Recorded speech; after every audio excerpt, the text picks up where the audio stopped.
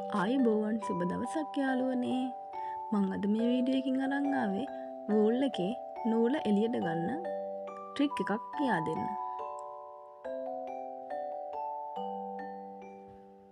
නූල් බෝලේ කොලේ ගලවන්නේ නැතිව නූල් බෝලේ දෙපැත්ත තියෙනවනේ. ඒ දෙපැත්තෙන්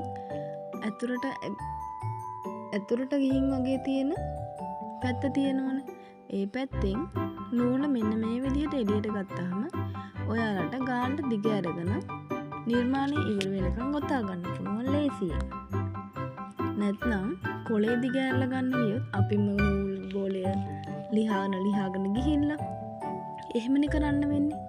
දැන් මෙහෙම ඇතුලෙන් නූල එළියට ගත්තාම නූල් බෝලේ ඉවර වෙනකන් තමන්ගේ නිර්මාණය පාසෙන්ම ගොතා ගන්න පුළුවන්. ඔන්න ඒ ක්‍රමයේ තේරුණා නම් පහලින් කමෙන්ට් එකක් දාන්න යන්න අමතක කරන්න එපා යාළුවනේ. එහෙනම් මං ගිහින් එන්නම්. පහළ තියෙන subscribe බටන් එකත් ක්ලික් කරලා යන්න අමතක කරන්න එපා. මං ගිහින් එන්නම්.